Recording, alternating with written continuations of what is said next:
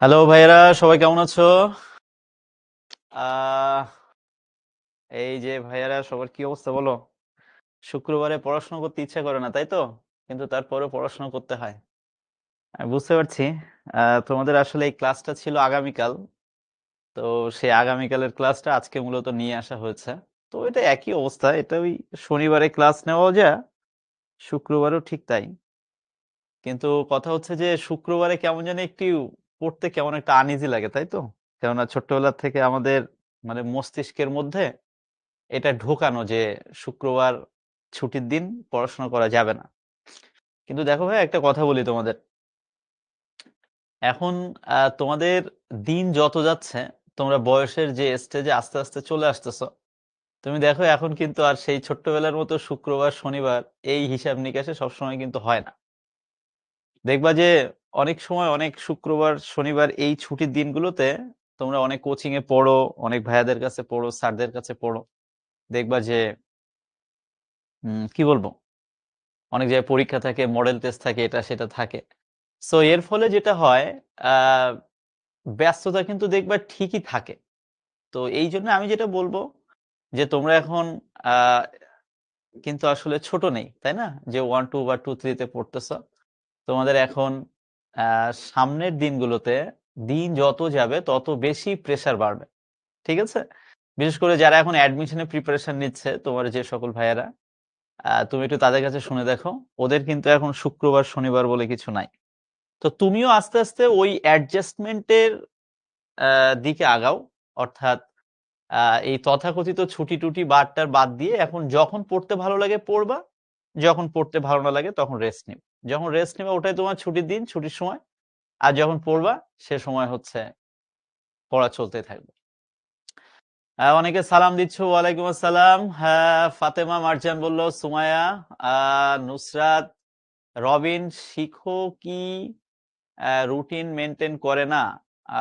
কি আহ, আচ্ছা, রুটিন তো ভাই আমরা মেনটেন করি। অবশ্যই রুটিন আছে, তোমাদেরকে ইতোমধ্যে তো রুটিন দিয়ে দেওয়া হয়েছে।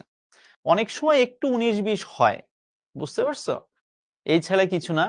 রুটিনের বাহিরে ক্লাস নেন, কিছু বললে পড়তে হবে, ব্রেন ওয়াশ দেন। তার মানে কি রবিন? বিষয়টা বুঝলাম না। রবিন, আসলে আমার মনে হয় তুমি রুটিন নিয়ে কিছু একটা বলছো। রুটিন তো আমাদের আছে এবং তোমাদেরকে কিন্তু রুটিন দিয়ে দেওয়া হয়েছে। তো এটার বাইরে অনেক সময় দেখা যায় যে অনেক সময় টিচারদের একটু সুবিধা অসুবিধা থাকে। কিন্তু আমার মনে হয় এটা মেজর তেমন কিছু না আসলে। ডালিম চন্দ্র বর্মন, হ্যাঁ ভালো আছি। হোসাইন একটা প্রশ্ন করছো, তৎসম শব্দের শেষে বিসর্গ থাকবে না, এইটা বুঝি নাই ভাইয়া। ওকে, দেখো, তৎসম শব্দের শেষে বিসর্গ থাকবে না এইটা না বলে আমি মনে হয় গতদিন ক্লাসে বলেছিলাম যে কি যেন বলেছিলাম, যে এই যে কিছু শব্দ আছে, কিছু শব্দ মানে কোনো কিছু লেখার শেষে আমি লিখলাম যেমন, তেমন, প্রথমত, দ্বিতীয়ত, তৃতীয়ত, আরো এটা সেটা আরো অনেক কিছু, কি তাই না? তো এই যে এটা সেটা আরো অনেক কিছু আমরা বলি। তো এইগুলোর শেষে আসলে আমরা বিসর্গটা লিখবো না। আমি খুব সম্ভবত এটা বলেছিলাম ঠিক এরকম। আমার যতটা মনে পড়ছে যে আমি বলছিলাম যে এই যে কোনো কিছু লেখার শেষে আমরা যে এই যে লিখি, যেমন, কই সেই যেমনটা, এই যে যেমন আমি লিখলাম এই যে যেমন, এই যেমনের লেখা শেষে আমরা এই যে 2টা বড় বড় রসগোল্লা দিই, এটা দেওয়া যাবে না, আমি এটা বলেছিলাম। বরং এটা না লিখে আমি অ্যাজ ইউজুয়াল যদি লিখি যেমন, ঠিক আছে। সর্বোচ্চ হলে তুমি একটা হাইফেন দিতেও পারো, না দিলেও কোনো সমস্যা নেই। আমি কি বোঝাতে পারছি বিষয়টা? নাজিম উদ্দিন একটা প্রশ্ন বারবার বারবার করছো যে ভাইয়া, পরিপক্ক এর শুদ্ধ বানান কি হবে? পরিপক্ক এর শুদ্ধ বানান কি হবে ভাইয়া? আগে তুমি বলো যে আসলে কি হবে। তুমি আগে একটু নিজে চিন্তা করে আমাকে একটু বলো তো, যে পরিপক্ক বানানটা কি।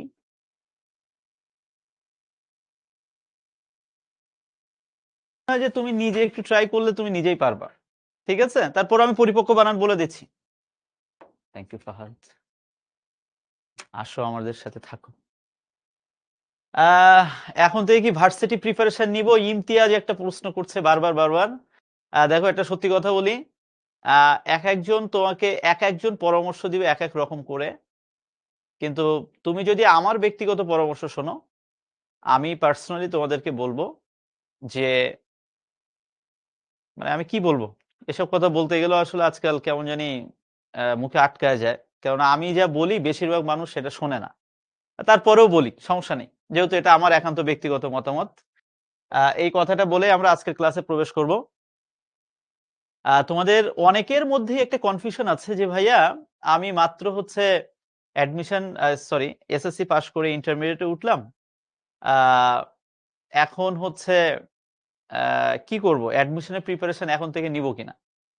এই প্রশ্নটা আমি জানি তোমাদের অনেকের অ্যা মধ্যে কিন্তু একটা জিজ্ঞাসা আছে। তো এই জিজ্ঞাসাটা আমি ঠিক করে দিচ্ছি। তার আগে আমরা একটু কমেন্ট বক্সটা একটুখানি অফ করে দিই। কেননা আমি দেখতে পাচ্ছি একেকজন একেক ধরনের প্রশ্ন করছো। তো এই প্রশ্নগুলো সব উত্তর করতে গেলে আসলে আজকের ক্লাস আর নেওয়া যাবে না। তো এই প্রশ্নটা আমার কাছে খুব ইম্পোর্টেন্ট একটা প্রশ্ন যে, আমি এখন পড়াশোনা শুরু করতে পারলাম না কলেজে।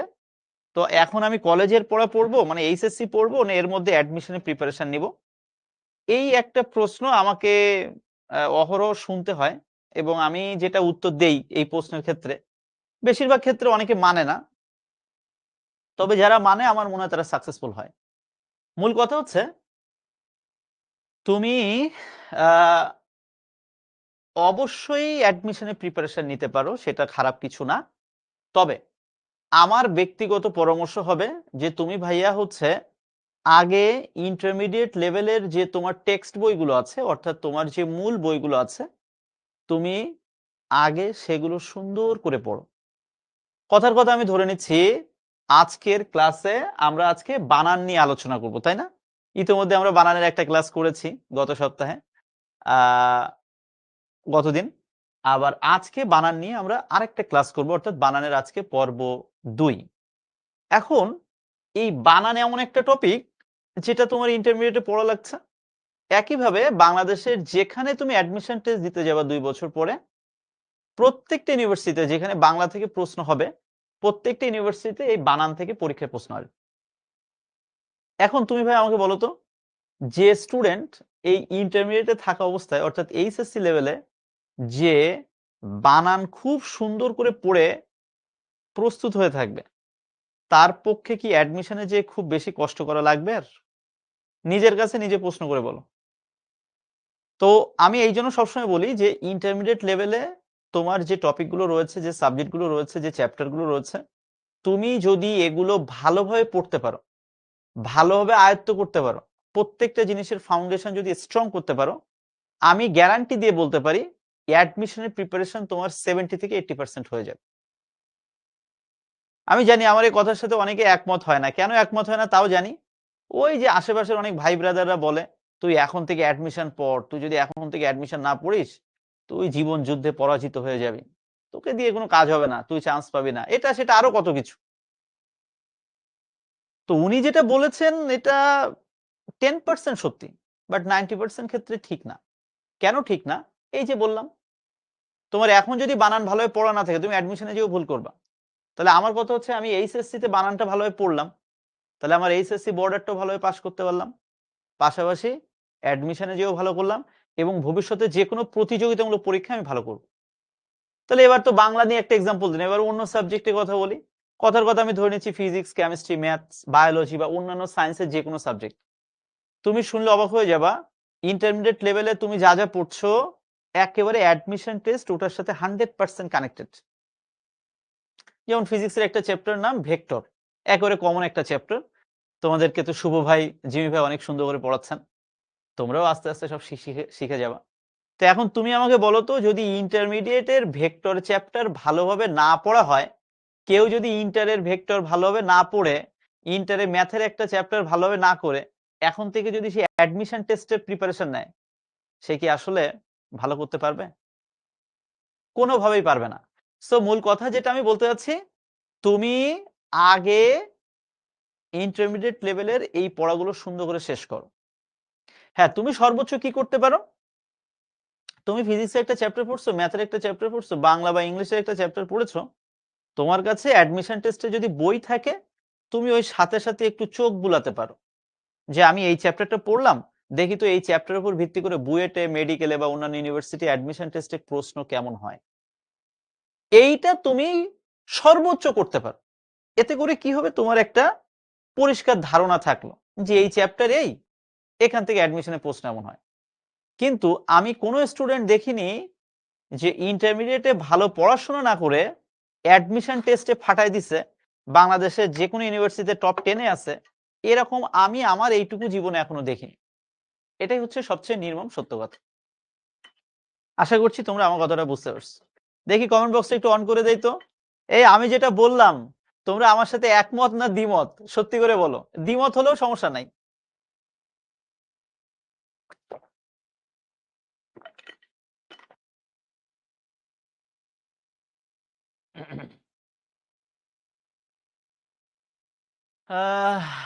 একমত না দ্বিমত? দ্বিমত হলেও সমস্যা নাই রে ভাই, কারণ আমি জানি আমার সাথে সবাই তো একমত হবে না।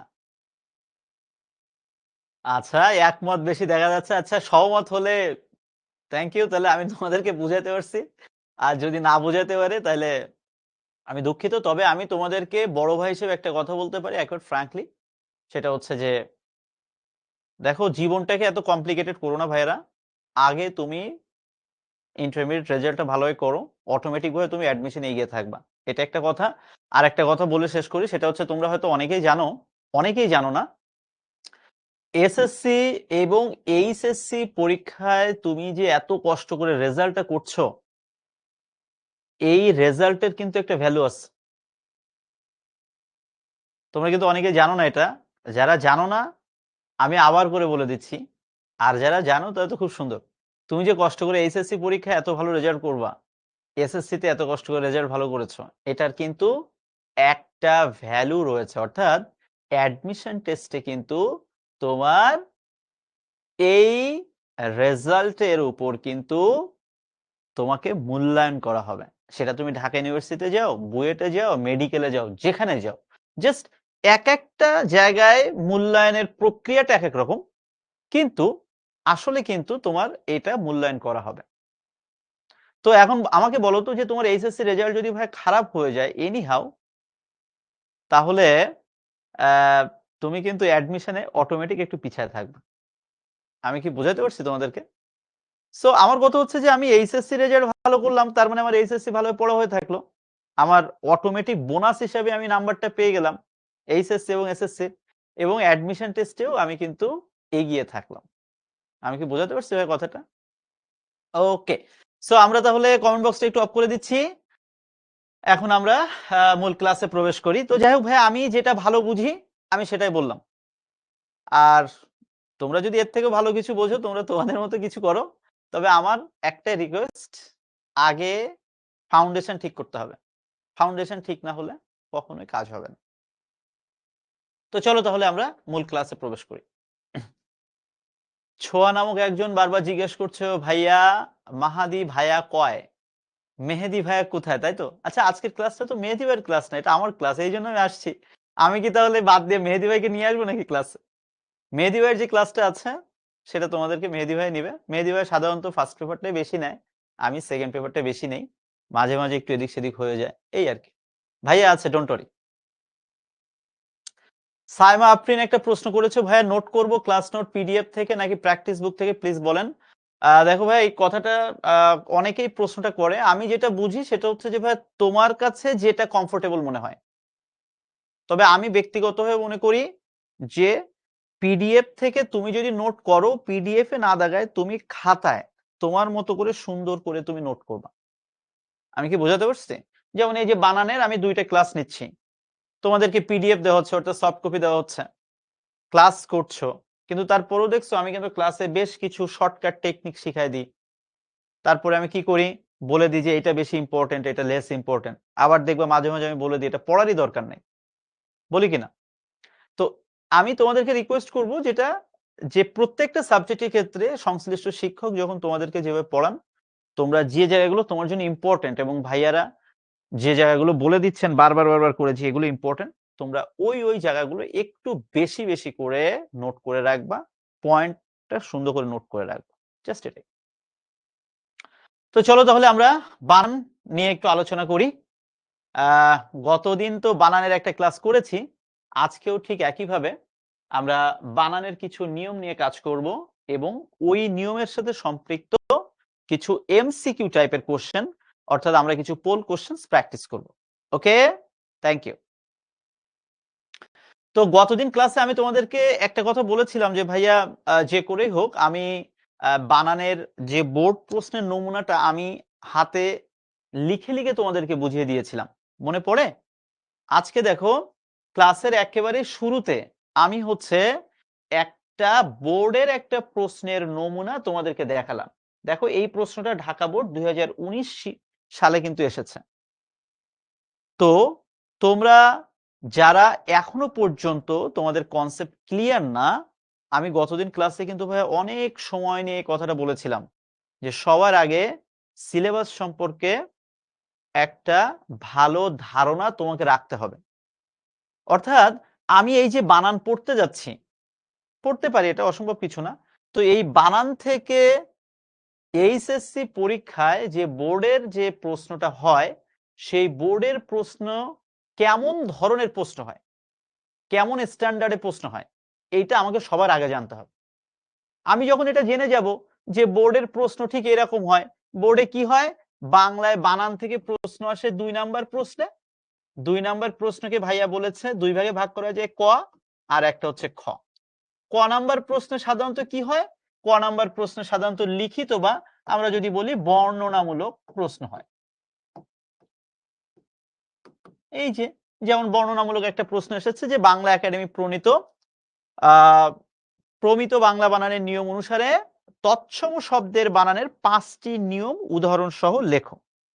এটা তাহলে বর্ণনামূলক বা লিখিত ধরনের প্রশ্ন। একইভাবে খ নাম্বার প্রশ্নে দেখো ভাই প্রশ্ন আসছে কি, যে কোনো 5টি শব্দের বানান শুদ্ধ করে লেখো। এবং সাধারণত দেখা যায় পরীক্ষায় 5টি শব্দের বানান লিখতে হয়, কিন্তু পরীক্ষায় প্রশ্ন আসে 1, 2, 3, 4, 5, 6, 7, 8, অর্থাৎ 8টা থেকে 5টা বানান তোমাকে শুদ্ধ করে লিখতে হবে। তাহলে ভাইয়া এখন তুমি একটু আমাকে একটু কমেন্ট বক্সে কমেন্ট করে জানাও তো, মনে করো এইরকম একটা প্রশ্ন বোর্ড পরীক্ষায় তোমার আসবে। এখন তুমি একটু আমাকে বলো তো, তুমি ক নাম্বার প্রশ্ন উত্তর করবা নাকি খ নাম্বার প্রশ্ন উত্তর করবা? একেবারে মনের কথা বলবা কিন্তু। আমাকে একটু জানাও তো, মনে করো এই প্রশ্নটাই পরীক্ষা আসছে, তুমি ক নাম্বার প্রশ্ন আনসার করবা নাকি খ নাম্বার প্রশ্ন উত্তর করবা? আমি কিন্তু গতদিন ক্লাসে খুব ছোট্ট করে একটু খোঁচা দিয়ে বলছিলাম, তারপরে আজকে আরেকবার আমি এটা বলতেছি, কেননা আমি জানি তোমরা ক্লাসে অনেকে উপস্থিত আছো, সিলেবাস সম্পর্কে তোমাদের কনসেপ্ট এখনো ক্লিয়ার না, যে আসলে আহ কোন প্রশ্নে কোন কতটুকু আসে, কি লিখতে হয়, এটা তোমাদের আইডিয়া ক্লিয়ার না। আমি এই জন্য ক্লিয়ার করে দিচ্ছি।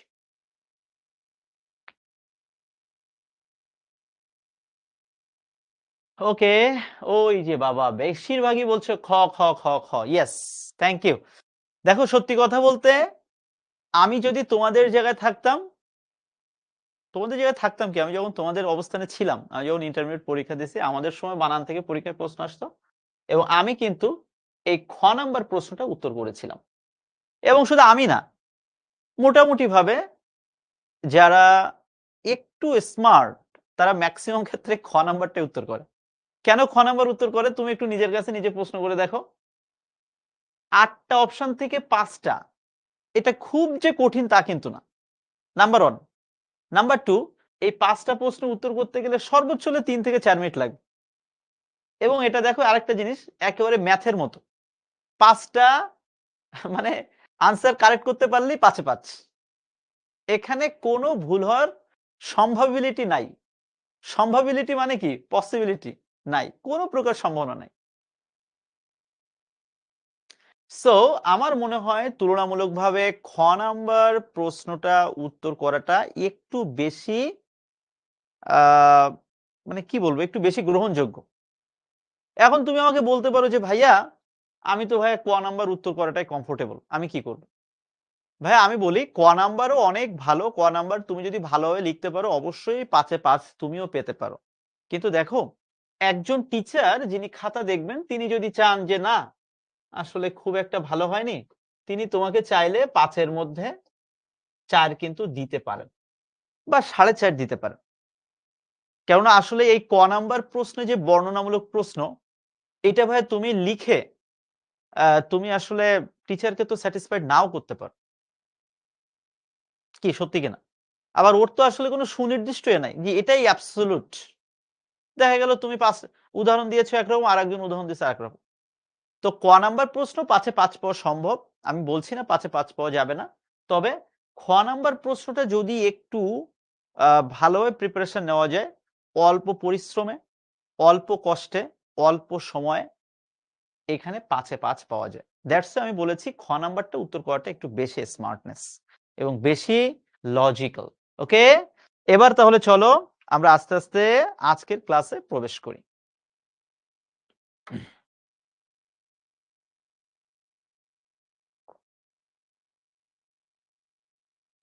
আমরা আপাতত কমেন্ট বক্সটা একটু অফ করে দিচ্ছি।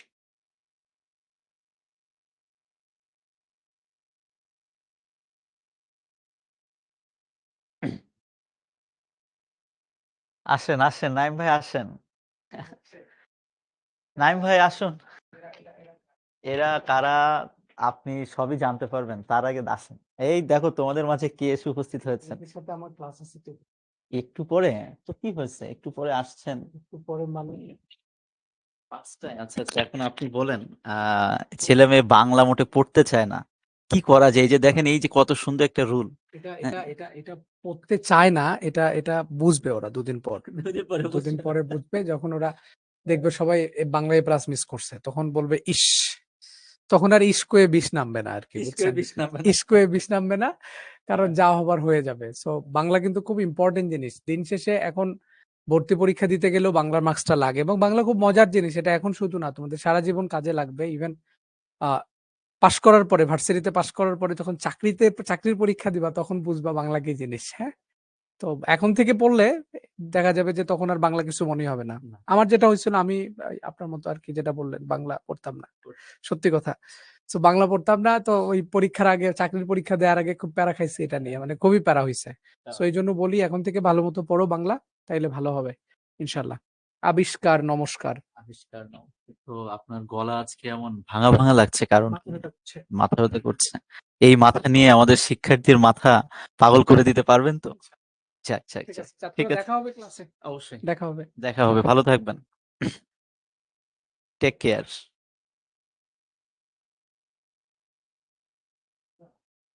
বলবো না, বলা আছে। I am always.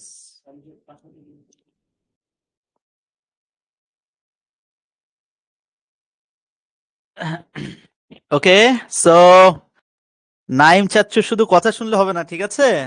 নাইম ভাইয়ের মতো, নাইম চাচ্চুর মতো জীবনে সফল হওয়ার চেষ্টা করতে হবে। আর তোমরা না জীবনে সবসময় এই শর্টকাটে সফল হতে চাও। একটা কথা মনে রাখবা, লাইফে কখনো শর্টকাটে সাকসেসফুল হওয়া যায় না। একদিন সময় করে নাইম ভাইয়ের কাছ থেকে তার জীবনের সফলতার ছোট, ছোট অনেক গল্প আছে। ওই গল্পগুলো একটু শুনবা। ঠিক আছে? আমার ক্ষেত্রে যেটা হয়, আমি অন্যের জীবনের আ এই ছোট, ছোট গল্পগুলো শুনে আ মানে আমি অনেক বেশি আকৃষ্ট হই এবং এটা আমার ব্যক্তিগত জীবনে অনেক কাজে লাগে। ঠিক আছে? তো যাই হোক, আজকে আমরা অনেক কথা বলে ফেললাম। এখন তাহলে আমরা আস্তে, আস্তে মূল ক্লাসে প্রবেশ করি। দেখো কত সুন্দর একটা নিয়ম। যেকোনো দেশ, যেকোনো জাতি এবং যেকোনো ভাষার নামের ক্ষেত্রে সবসময় হ্রস্বইকার হবে। দেখছো একটা জিনিস? কত সহজ কিন্তু নিয়মটা। কিন্তু যদি তোমার পড়া না থাকে, জানা না থাকে, তাহলে কিন্তু আবার তুমি এখানে ভুল করে ফেলবা।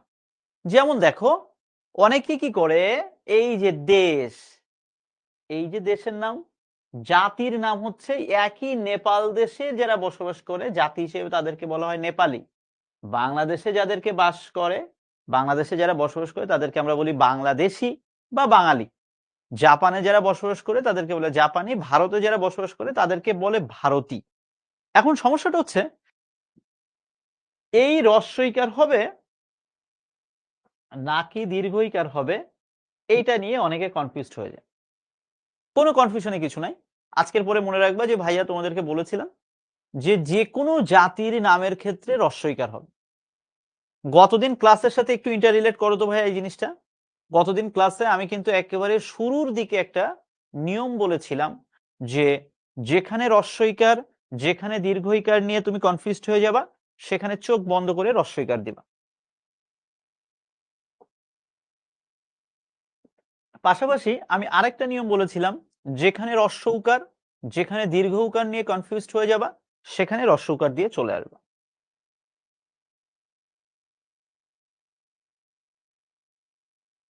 এইটা যে সব ক্ষেত্রে হবে তা না, তবে আমি যেহেতু বলে দিয়েছি ধরে নাও এটা ম্যাক্সিমাম ক্ষেত্রেই হবে।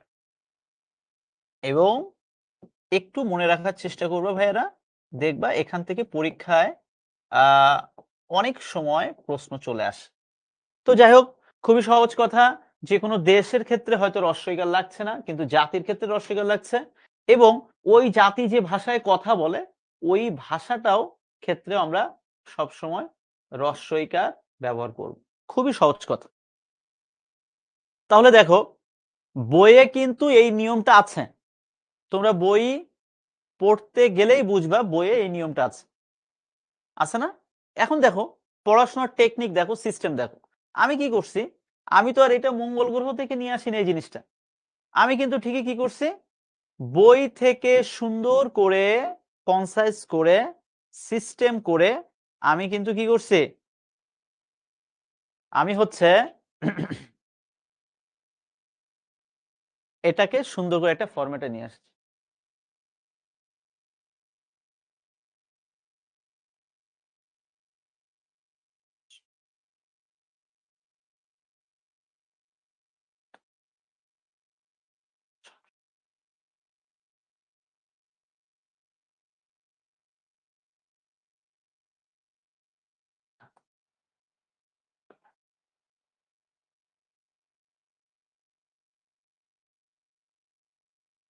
সো আমরা বিষয়টা একটু বুঝলাম, জানলাম এবং মাথায় রাখার চেষ্টা করব। Thank you. দেখো, এই একই জিনিস ইয় প্রত্যয়যুক্ত শব্দে দীর্ঘইকার বসে। দেখো, ইয় প্রত্যয় বলতে কি বোঝায়? ভারত হচ্ছে একটা রাষ্ট্রের নাম, ওই রাষ্ট্রে যারা বসবাস করে নাগরিক তাদেরকে আমরা বলি ভারতীয়। অস্ট্রেলিয়া হচ্ছে একটা দেশের নাম, ওই দেশে যারা বস করে তাদেরকে আমরা বলি অস্ট্রেলীয়। ইউরোপ একটা মহাদেশের নাম, ইউরোপে যারা বসবাস করে তাদেরকে আমরা বলি ইউরোপীয়। একইভাবে দেশ থেকে দেশীয়। একটু বোঝার চেষ্টা করো, যখন তোমার ইও, বোঝার চেষ্টা করো, ইও প্রত্যয় যোগ করা লাগবে, তখন তোমাকে যোগ করতে হবে দীর্ঘই, অর্থাৎ তখন তোমাকে দীর্ঘইকার বসাতে হবে। তাহলে আমি যদি শর্টকাটে বলি, একটু দেখো, অনেকে পাজেলড হয়ে যাচ্ছে, আমি আরেকবার ক্লিয়ার করে দিচ্ছি। তুমি জাতির নামের ক্ষেত্রে রস্বইকার ব্যবহার করো, তাতে সমস্যা নেই, কিন্তু ওই জাতির নামের শেষে যদি ইও শব্দটা চলে আসে বা ইও প্রত্যয় চলে আসে, তখন আমরা কি করব, রস্বইকার না দিয়ে আমরা দীর্ঘইকার ব্যবহার করব। আশা করছি ভাইয়া বিষয়টা বুঝতে পেরেছো।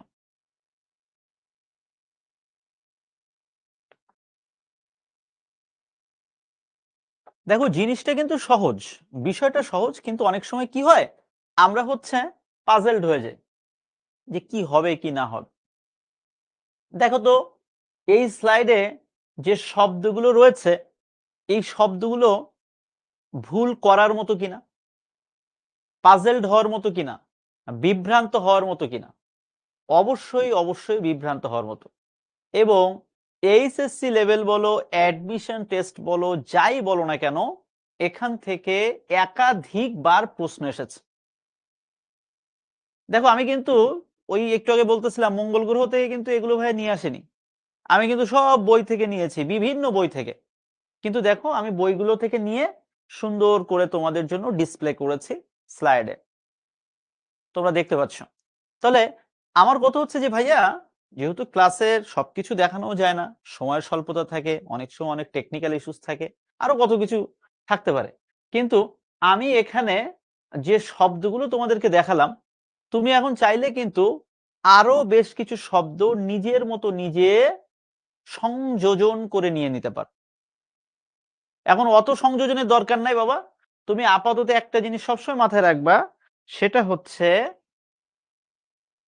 কোন শব্দের শেষে যদি আলি থাকে, অঞ্জলি থাকে এবং আবলি থাকে, সব ক্ষেত্রে রস্বইকার হবে। কেন হবে জানার দরকার নাই, হবে তাই হবে। আবারও বলছি, শর্টকাট, আলি, অঞ্জলি, আবলি সমান রস্বইকার। দেখো, মিতালি, সোনালি, রূপালি, খেয়ালি, গীতালি, চৈতালি, আমরা কনফিউজড হয়ে যাই যে এটা মনে হয় দীর্ঘইকারই হবে, কিন্তু না। আজকের পর থেকে মনে রাখবা, এগুলো অবশ্যই কি হবে, এগুলো অবশ্যই অবশ্যই রস্বইকার হবে। এখন তোমরা আমাকে একটা প্রশ্ন করলেও করতে পারো, আমি জানি তোমাদের অনেকের মাথায় আসেনি, তারপরও আমার মাথায় আসলো, আমি একটু দেখা দিচ্ছি। রাস্তাঘাটে চলতে যে বাংলাদেশে একটা কমন সরকারি ব্যাংকের নাম হচ্ছে সোনালী ব্যাংক, সত্যি কিনা? এবং সোনালী ব্যাংকের রাস্তাঘাটে চলতে যে আমার মনে হয় আমাদের সবার চোখে কম বেশি আসছে। তো এই সোনালী ব্যাংক কোথাও যদি লেখা দেখো, তুমি দেখবা ওখানে সোনালী বানানটা কিন্তু এটা দাও, লয় দীর্ঘইকার। এখন তুমি আমাকে বলতে পারো যে ভাইয়া, সোনালী ব্যাংক বানানে বা রূপালী ব্যাংক বানানেও দেখবা দীর্ঘইকার আছে, তাহলে এখন আমরা কি করব? It's a matter of confusion, এবং আসলে এটা কনফিউজিং একটা বিষয়। তো এই জিনিসটা আমি একটু ক্লিয়ার করে দিচ্ছি। সেটা হচ্ছে এই সোনালী ব্যাংক মোটামুটি ভাবে পাকিস্তান আমলে প্রতিষ্ঠিত, যতটা আমার এই মুহূর্তে মনে পড়ছে 1966 কি 67 সালে সোনালী ব্যাংক প্রতিষ্ঠিত হয় প্রথম। তো একটা প্রতিষ্ঠান সেই জন্মলগ্ন থেকে লয় দীর্ঘইকার ব্যবহার করছে। তো এখন হঠাৎ করে এসে আর তারা চাচ্ছে না যে লয়ের দীর্ঘিকার থেকে লয়ের অস্বীকার করা হোক, কেন এটা তোমরা কিন্তু অনেকেই জানো না, এই একটা বানান চেঞ্জ করতে যে কোটি কোটি টাকা খরচ হয়ে যায় অনেক সময়। তো যাই হোক, ওইদিকে আমরা যাচ্ছি না, ব্যাংক ব্যালেন্সের দিকে না যাই, আমরা শুধু এটা মনে রাখি, একমাত্র সোনালী ব্যাংক যখন আমরা লিখতে যাব তখন হয়তোবা দীর্ঘইকার দিতে পারি, কিন্তু অন্য সকল ক্ষেত্রে সোনালী আঁশের দেশ বাংলাদেশ, সেখানে লয় রস্বীকার। রূপালী ইলিশ, রূপালী। সো এক কথায় আমি যদি বলি, যে কোনো শব্দের শেষে আলি থাকলে সেটা অবশ্যই অবশ্যই কি হবে, রস্বইকার হবে। আশা করছি বিষয়টা বুঝতে পেরেছো। একই হবে অঞ্জলি, গীতাঞ্জলি, পুষ্পাঞ্জলি, শ্রদ্ধাঞ্জলি, জলাঞ্জলি, যত ধরনের অঞ্জলি আছে সবগুলো শেষে রস্বইকার হবে। আমি এ পর্যন্ত অন্তত একাধিক মানুষকে ঠিক করে দিয়েছি এই জিনিসটা, এই শ্রদ্ধাঞ্জলি বানানটা 21শে ফেব্রুয়ারি ভাষা শহীদদের জন্য শ্রদ্ধা জ্ঞাপন করতে যাচ্ছে শহীদ মিনারে। খুব ভালো কথা, তুমি শ্রদ্ধা জ্ঞাপন করতে যাচ্ছ, অসাধারণ। এখন তুমি শ্রদ্ধা জ্ঞাপন করতে যেয়ে যদি শ্রদ্ধাঞ্জলি বানানটা ভুল করো, আমার মনে হয় ওই শ্রদ্ধা দিয়ে কোনো লাভ নাই। আমি কি বোঝাতে পারছি? শ্রদ্ধাঞ্জলি, গীতাঞ্জলি, জলাঞ্জলি, পুষ্পাঞ্জলি, সব কিছু বানানের শেষে এই অঞ্জলি বানান হবে রস্বইকার। এটা যেন মনে থাকে, মনে থাকবে। আচ্ছা, যদি মনে থাকে, এবার তাহলে চলো তো আমরা ঢাকা ইউনিভার্সিটির একটা প্রশ্ন একটু সলভ করে আসি। আমরা একটু কমেন্ট বক্সটা অন করে দিচ্ছি। প্রশ্ন হচ্ছে, শ্রদ্ধাঞ্জলি বানানে এই যে যুক্ত বর্ণটা রয়েছে, এই যুক্ত বর্ণের মধ্যে কি কি আছে? আবার বলছি প্রশ্নটা, শ্রদ্ধাঞ্জলি বা গীতাঞ্জলি বানানে এই যে যুক্ত বর্ণটা রয়েছে, এই যুক্ত বর্ণের মধ্যে কি কি রয়েছে? ঢাকা ইউনিভার্সিটি অ্যাডমিশন টেস্টের প্রশ্ন। যে যে এখন এই প্রশ্ন উত্তর করতে পারবা, ধরে নিচ্ছি সে ঢাকা ইউনিভার্সিটিতে চান্স পেয়ে যাবে। সবাই একটু দ্রুত উত্তর করো please.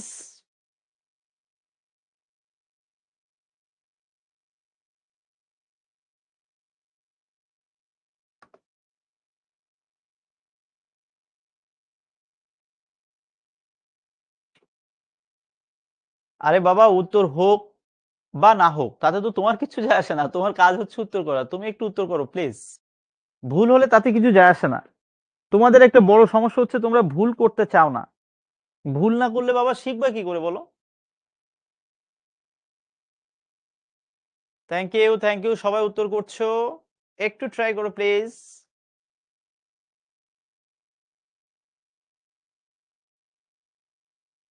Thank you very much. আমি মোটামুটি ভাবে উত্তর পেয়ে গিয়েছি। এবার তাহলে আমি কমেন্ট বক্সটা আবার অফ করে দিচ্ছি। অসংখ্য ধন্যবাদ তোমরা যারা উত্তর করতে পেরেছো। আর যারা উত্তর করতে পারোনি কিচ্ছু যায় আসে না। আমরা মনে রাখবো এটার মধ্যে এই যুক্ত ব্যঞ্জন বর্ণের মধ্যে রয়েছে ইয়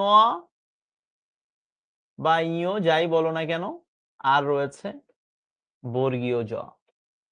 অনেকেই ভুল করেছো, তাতে কিচ্ছু যায় আসে না। আজকে ভুল হয়েছে, পরের দিন ভুল হবে না, এটা ঠিক হয়ে যাবে। অর্থাৎ এটার মধ্যে আছে হচ্ছে ইয় আর বর্গীয় জ। অনেক সময় অনেকে এটা উল্টায় ফেলে, উল্টায় গিয়েছে কোনো সমস্যা নেই, কিন্তু আজকের পরে যেন এটা না হয়। অঞ্জন, খঞ্জন, ব্যঞ্জন সব এটা। বোঝাতে পারছি? তাহলে এখান থেকে একটা কথা একটু বলে রাখি, পরীক্ষার জন্য বিশেষ করে অ্যাডমিশন টেস্টের জন্য যুক্ত বর্ণ 100% important, specially for the university of Dhaka. Dhaka ইউনিভার্সিটির জন্য বানান থেকে 100% একটা কোশ্চেন থাকবে। আমি বলেছি 100%, তার মানে 100%, কোনো কথা নাই, প্রশ্ন থাকবেই। এবং বানান থেকে যদি প্রশ্ন কঠিন হয় এই ধরনের প্রশ্ন আসবে। 9-10 এর ব্যাকরণ বই খুলে যুক্ত ব্যঞ্জন বর্ণ যেখানে যেখানে আছে, যুক্ত ব্যঞ্জন বর্ণকে দুই ভাগে ভাগ করা যায়, স্বচ্ছ যুক্ত বর্ণ, অস্বচ্ছ যুক্ত বর্ণ। অস্বচ্ছ যুক্ত বর্ণগুলো একেবারে ঠোঁটস্থ করে রাখবা। 10-12টা আছে, পড়ে রাখবো, ওখান থেকে একটা পরীক্ষায় প্রশ্ন আসলেও আসতে পারে। ঠিক আছে? Thank you. সো দেখো, ওই যে ক্লাসের শুরুতে বলছিলাম, দেখছো তোমার ইন্টারমিডিয়েটে এখন বানান ভালোভাবে পড়া মানে অ্যাডমিশন টেস্ট হয়ে যাচ্ছে। সো কথাটা এমনি বলিনি, বুঝে শুনে বলছি। ইন্টারমিডিয়েট একটা স্টুডেন্ট ভালো না পড়ে সে অ্যাডমিশনে ফাটাই দিয়ে আসবে। ওই যে একটু আগে নাইম ভাই আসছিল, নাইম ভাইয়ের কাছে ক্লাসে শুনো তো যে নাইম ভাই ইন্টারে না পড়ে বুয়েট অ্যাডমিশন টেস্টে ভালো করছে কিনা। কোনো স্টুডেন্ট তুমি পাবা না এটা। সো যারা তোমার আশেপাশে এরকম বলে তাদের থেকে হাজার হাজার মাইল দূরে থাকবা ভাই। তোমার ভালো চাই বিদায় বলতেছে। আমি কোনোদিন কাউকে খারাপ পরামর্শ দেই না, আর দিব না, তোমাদের তো দেওয়ার প্রশ্নই আসে না। প্রয়োজনে আমি সাইলেন্ট থাকি, কিন্তু কাউকে উল্টাপাল্টা কথা বলি না। কেউ যদি তোমাকে এই ধরনের উল্টাপাল্টা পরামর্শ দেয়, তুমি তার থেকে দূরে থাকবা, তার সাথে কথাই বলবা না। কেননা তার সাথে কথা বলতে গেলে তুমি আরো মানসিকভাবে বাধাগ্রস্ত হয়ে যাবে, তোমার স্পিড কমে যাবে, কনফিডেন্স কমে যাবে, দরকার নেই কথা বলার, বাদ, তুমি তোমার মতো পড়তে থাকো। ওকে, থ্যাংক ইউ। এরপরে কি, কোন শব্দের শেষে যদি আবলি থাকে, আবলি না বলতে হবে আবলি, বিষয়াবলী, পদাবলী, নিয়মাবলী, রচনাবলী, যত বলি সব রস্বইকার। আমি যখন তোমাদের মতো ক্লাসে ছিলাম এই আবলি দিয়ে কোনো শব্দের শেষে আমরা দীর্ঘইকার লিখতাম। এখন বাংলা একাডেমি নিয়ম করে দিচ্ছে রস্বইকার দিতে হবে, এখন দিচ্ছি। সহজ কথা, বাংলা একাডেমি নিয়ম করছে, তোমাকে মেনে চলতে হবে, কোনো কথা নাই, রস্বইকার দিবা। ক্লিয়ার? Thank you. তাহলে শর্টকাট, আলী, অঞ্জলি, আবলি থাকলে সবসময় রস্বইকার হবে। আশা করছি বিষয়টা বুঝতে পেরেছো। এরপরে যেটা, এত কিছু বোঝার দরকার নাই, একেবারে শর্টকাট। কোন শব্দের শেষে যদি জিবি দেখো, মনে রাখবা যেখানেই জিবি সেখানেই প্রথমটা দীর্ঘইকার, পরেরটাও দীর্ঘইকার, জাস্ট এটাই। মৎস্যজীবী, পেশাজীবী, বুদ্ধিজীবী, শ্রমজীবী, কৃষিজীবী, পেশাজীবী, যত ধরনের জীবী আছে সকল জীবী মানে দীর্ঘইকার। কেন তোমার জানার দরকার নেই। অনেকে দেখবে এটা নিয়ে ঝামেলা করবে, আরে একটা দীর্ঘই হবে একটা রস্বই হবে, জানার দরকার নেই। সহজ কথা, জীবী যেখানে দুটোই দীর্ঘইকার সেখানে। ক্লিয়ার? Thank you. আচ্ছা, এই একটা ঝামেলার জিনিস, এটা আমি একটু ক্লিয়ার করে দিচ্ছি। হর্ষ চিহ্ন যথাসম্ভব বর্জন করা উচিত, এই একটা ঝামেলার জায়গা। আমি জানি আমরা বাঙালিরা এমনিতেই আমাদের বানানের সমস্যা, জন্মগতভাবে বানানের সমস্যা। বানান লিখতে যে অনেক সময় কলম ভেঙে যায়, তার মধ্যে আবার একটা শব্দের শেষে এই খোঁচাখুচি, এত তো দরকার নাই রে ভাই। খুব বিপদে না পড়লে খোঁচাখুচি দেওয়ার দরকার নাই, শর্টকাট কথা। খুব বিপদে আপাতত পড়বা না। আমি যদি এক কথা একটা শর্টকাট বলে দিই, কাউরে বলবা না এটা। আসলে সব কথা আমি এই অনলাইন প্ল্যাটফর্মে বলতে চাই না, কিন্তু তারপর আমার মুখে বেরোয় আসে আর কি। একমাত্র উচ্চারণ টপিকটা পড়তে যে এবং উচ্চারণ থেকে পরীক্ষায় প্রশ্ন যদি উত্তর করো, সেই সময় এই খোঁচাখুচি অর্থাৎ এই হর্ষ চিহ্ন টিহ্ন ইউজ করবা, তাই ছাড়া আর কোনো জায়গায় ব্যবহার করার দরকার নেই। শর্টকাট কথা, আমি কি বোঝাতে পারছি? একটা শব্দ লিখতে যেয়ে তোমার পাজলড হয়ে যখনই যাচ্ছ যে এখানে একটা হর্ষ চিহ্ন হবে কিনা, দরকার এনে দেওয়ার, শেষ। ক্লিয়ার? আমরা দৈনন্দিন জীবনে লেখার ক্ষেত্রে চেষ্টা করব এটা অ্যাভয়েড করার। Concept clear? Thank you. পরবর্তী প্রশ্ন না, পরবর্তী ইম্পর্টেন্ট একটা পয়েন্ট। সমাসবদ্ধ শব্দগুলো যথাসম্ভব একসাথে লিখতে হবে।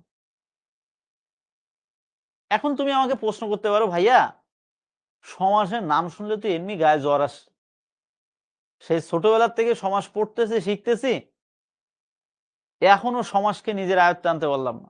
হতেই পারে। তাহলে সমাসবদ্ধ শব্দ এগুলো আমি কি করে বুঝবো? It's a big question. আমি তোমাদেরকে এটা একটা শর্টকাট টেকনিক শিখা দিচ্ছি। সমাস যদি আমি তোমাদেরকে ক্লাসটা নিতে পারি, ততদিন পর্যন্ত সুস্থ স্বাভাবিকভাবে তোমাদের সাথে চলতে পারি। সমাস আমি ২ থেকে ৩টা ক্লাসে একেবারে পানির মতো সহজ করে দিব। আমার লাইফে আমি সমাস ২টা ক্লাসের বেশি কাউকে পড়াইনি। এবং আমার মনে হয় ২টা ক্লাসে যদি কেউ একটু অ্যালার্ট থাকে, সমাস সে বুঝবে। কিভাবে বুঝবে? সে নিজেও বুঝতে পারবে না। ঠিক আছে? আমরা আশা করছি ২-৩টা ক্লাসে সব সমাস শেষ করে দিব। সেই সময় আসুক, আশা করি কনসেপ্ট ক্লিয়ার হয়ে যাবে। আপাতত তুমি একটা কথা একটু মাথায় রাখো, সেই 8, 9, 10 থেকে শুরু করে এ পর্যন্ত তুমি সমাস যা পড়ে আসছো, যেটুকু শিখে আসছো, একটু মনে করে দেখো তো ভাইয়ারা, সমাসবদ্ধ শব্দগুলো সব দেখবে এরকম একসাথে থাকে। একসাথে থাকে। কখনোই দেখবা না পার্ট বাই পার্ট ভেঙে চুরে লেখা।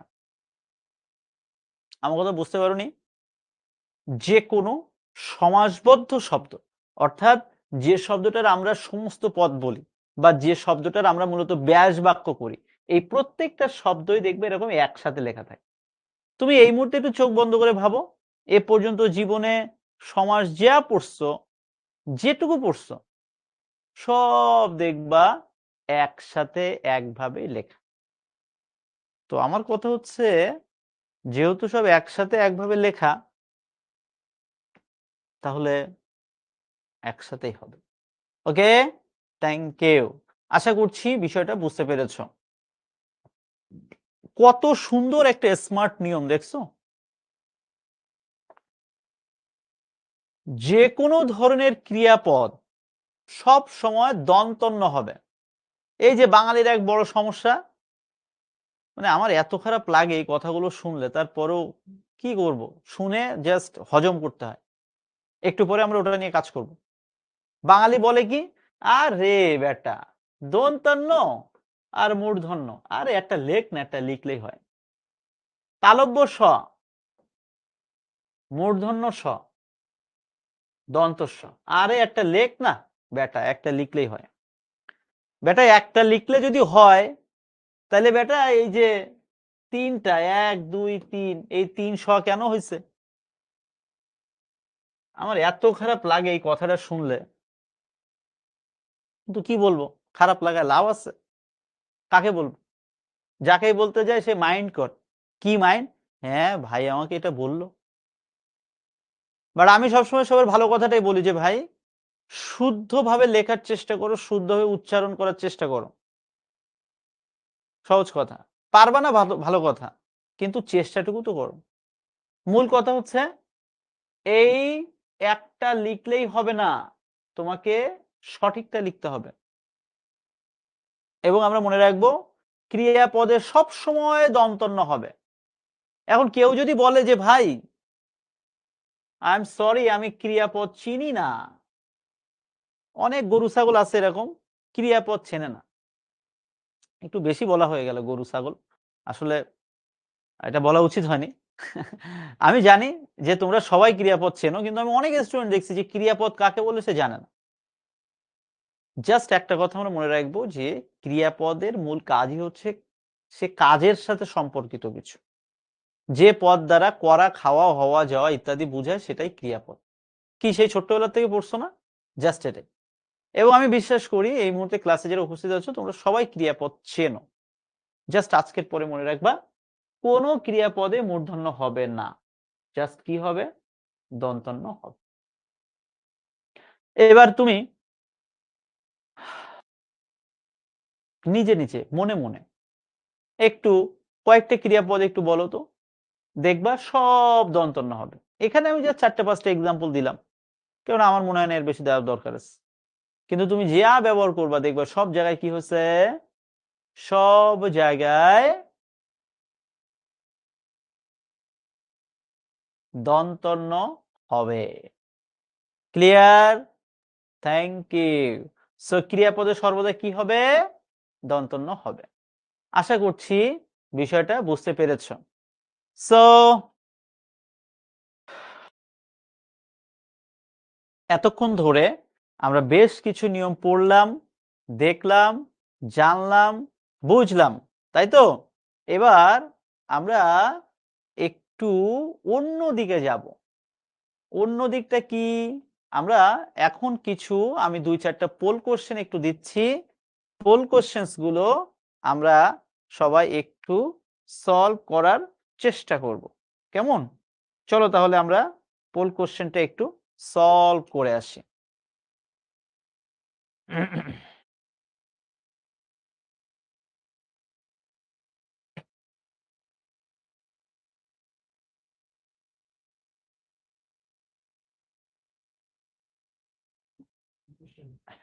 আমি ভাই পোল কোশ্চেন দিচ্ছি না, আমি আপাতত তোমাদেরকে কোশ্চেনটা দিচ্ছি।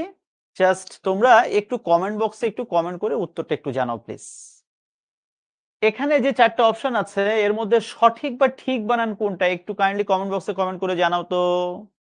পিপিলিকা বানান কোনটা ঠিক? সবাই উত্তর করো প্লিজ। এটা কিন্তু বোর্ড পরীক্ষার প্রশ্ন থেকে নেওয়া প্রশ্ন। আজকে আমরা বেশ কিছু কোশ্চেন সলভ করব এবং প্রত্যেকটা প্রশ্ন আমরা দেখব যে বোর্ড পরীক্ষা প্রশ্ন আমরা মূলত আজকে সলভ করব। ঠিক আছে? সবাই উত্তর করো প্লিজ।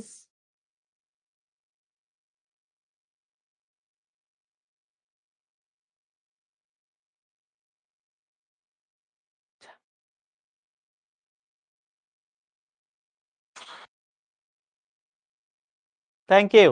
এই যে দেখছো তোমরা আসলে অনেক ভালো, বাংলা বানানে তোমাদের সমস্যা আসলেই কম। এই যে দেখো পিপিলিকা, এটার একটা শর্টকাট আমি শেখাই দিই। এটার 1 2 1 এভাবেও তোমরা মনে রাখতে পারো।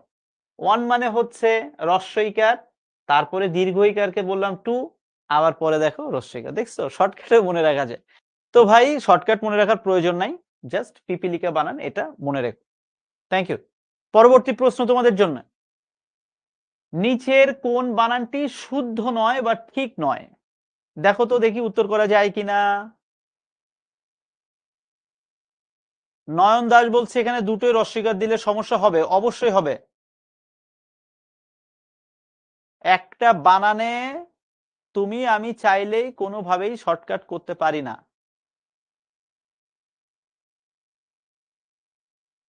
কোন বানানটি শুদ্ধ নয় বা সঠিক নয়?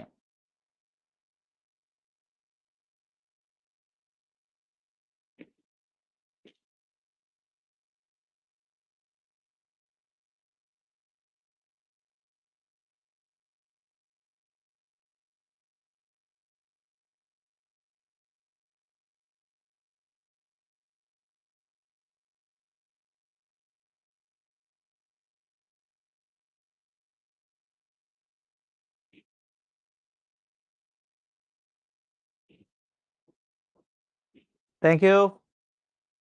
আমরা মনে রাখবো অপরাহ্ন যেটা বলি, অপরাহ্ন বানানটা আসলে ভুল হয়েছে। অপরাহ্ন বানানটা হবে এই হয়ের নিচে দন্তন্যটা হবে, অর্থাৎ তখন হবে দন্তন্য, আর এটা হয়ে গেছে মূর্ধন্য। ঠিক আছে? Thank you. পরবর্তী প্রশ্ন, কোন বানানটি শুদ্ধ? অর্থাৎ এই 4টা অপশনের মধ্যে কোন বানানটা সঠিক বলে তোমার মনে হয়?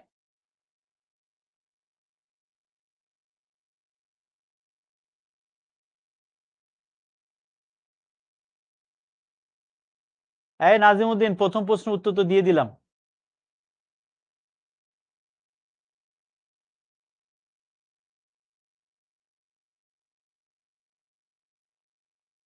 এই যে প্রথম প্রশ্নের উত্তর আমি লিখছিলাম না, এই যে প্রথম প্রশ্নটা কি ছিল? পিপিলিকা, ঘ নাম্বার। ঠিক আছে? তো খ নাম্বার আমরা দেখলাম এটা, এবার গ নাম্বার প্রশ্নটা আমরা সলভ করছি, 3 নাম্বার প্রশ্নটা। কোন বানানটি শুদ্ধ? Thank you. আমরা সবাই মনে রাখবো অনূর্ধ্ব বানান যেটাকে বলে আন্ডার, যেমন আন্ডার 19, আন্ডার 14, আমরা মনে রাখবো অনূর্ধ্ব বানান হচ্ছে এইটা, খ নাম্বার। মনে থাকবে? Thank you. পরবর্তী প্রশ্ন, শুদ্ধ রূপ কোনটি? এই প্রশ্নটাও ভুল করার মতো একটা প্রশ্ন। চলো তো দেখি সবাই উত্তর করতে পারি কিনা।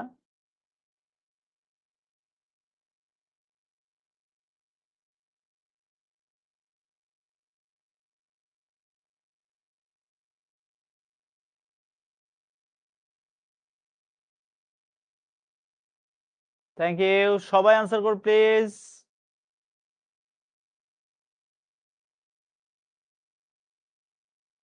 আমরা মনে রাখবো বৈচিত্র্য, এই বানানটাই ঠিক। আর আমি যদি বলি বিচিত্র, সেটাও ঠিক। কিন্তু দেখো এখানে বিচিত্র নাই, অন্য কিছু রয়েছে। বিচিত্রটাও ঠিক এবং বৈচিত্র্যটাও ঠিক, কিন্তু অন্য কোনো কিছুগুলো সবগুলো ভুল। আমার কথা বুঝতে পেরেছো? Thank you. আমরা আরেকটা প্রশ্ন একটু সলভ করি, আরেকটা প্রশ্ন সলভ করে আপাতত আমরা এখানে ক্লোজ করব, তারপরে অন্য টপিকে যাব। কোন শব্দটি ঠিক?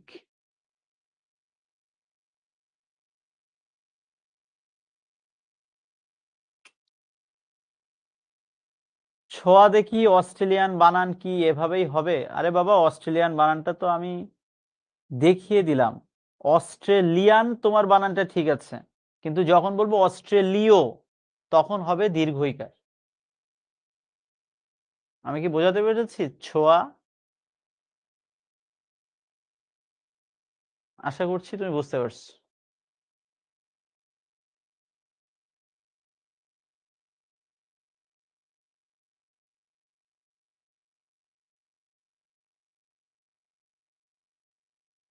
এরপরে ঝেড়েন, সমস্যা নেই, ক্লোজ করেছেন তো।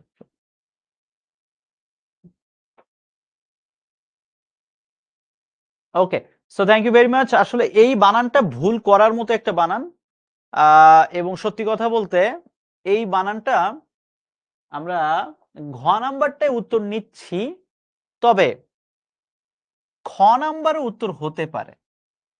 পরীক্ষার হলে যদি ঘ না থাকে তাহলে খ হবে, আর খ না থেকে যদি ঘ থাকে তাহলে ঘ হবে, দুটোই হবে মূলত কারেক্ট।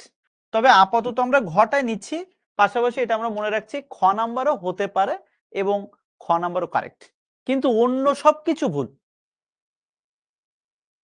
আমি কি বোঝাতে পারছি? ওকে। আকাশ সাহা বলছে কিছুই বুঝতে পারছি না। আরে বাবা, এখানে বোঝাবুঝির মতো তো কিছু নাই রে ভাই। জাস্ট সহজ কথা হচ্ছে, এখানে 4টা শব্দ আছে, 4টা শব্দ থেকে কোন বানানটা ঠিক আমি সেটা তোমাকে প্রশ্ন দিয়েছি। সো তুমি উত্তর করেছো বা তুমি উত্তর করোনি, এটাই। আমি কি বোঝাতে পারছি? ওকে। সো ইতোপূর্বে বানানটা দুটোই রাইট, খ এবং ঘ দুটোই কারেক্ট। ঠিক আছে, দুটোই কারেক্ট, আমরা মনে রাখবো। Thank you. আচ্ছা, তো যাই হোক, আমরা মোটামুটি ভাবে পোল কোশ্চেনটা একটু সলভ করলাম। ফয়সাল একটা ভালো প্রশ্ন করছো যে ভাই দুইটা যদি থাকে, যদি দুইটা থাকে তখন তুমি এইটা অ্যান্সার করে আসবা, ঘ নাম্বারটা, যদি দুইটা থাকে। Okay, so thank you. Rabeya Akter বলছে যে ভাই এতদিন তো ইতিপূর্বে পড়ছি ভাই, এতদিন জীবনে অনেক উল্টাপাল্টা জিনিস পড়ছি রে ভাই, কিন্তু যখন আমরা জানছি, বুঝতে পারছি যে এটা আমার ভুল শিখেছি, ভুল পড়েছি, এখন সেটা ঠিক করে নি। তোমার কি মনে হয় আমরা ওই যে আমি ক্লাসের শুরুতে বলেছিলাম আমরা বানান ভুল লিখি, এই জন্যই তো আমাদের নাম্বার কেটে যায়। ঠিক আছে, ওকে। আচ্ছা, অনেকে নামাজে বিরতি চাচ্ছে, আমাদের ক্লাসে কি একবারে 4:30 যেহেতু ক্লাস শেষ, আমরা কি তখন বিরতি দিব নাকি মাঝখানে দিব একটা ব্রেক? আমার মনে হয় একবারে শেষ করে দেওয়াই ভালো। ঠিক আছে, আমি প্রয়োজনে 5 মিনিট আগে ছেড়ে দিব তোমাদের, ভাইয়ের সমস্যা নাই। চলো আমরা একবারে শেষ করে নিই, ঠিক আছে?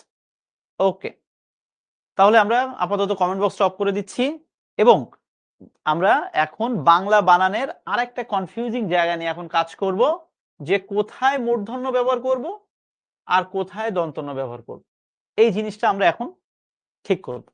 ওকে, চলো তাহলে ওই যে ক্লাসের এক ফাঁকে বললাম আজকের পরের থেকে ভাইয়া কোনোদিন যেন আর বলবা না যে এক ন ব্যবহার করলেই হয়,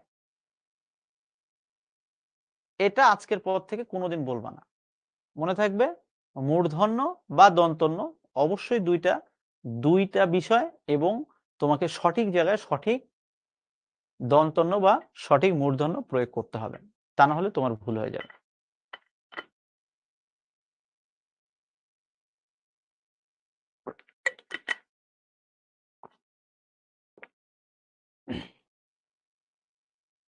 চলো তাহলে আমরা একেবারে খুব সংক্ষেপে শর্টকাটে সুন্দর করে জানার চেষ্টা করি যে আমি কোথায় মূর্ধন্য ব্যবহার করব, কোথায় দন্তন্য ব্যবহার করব।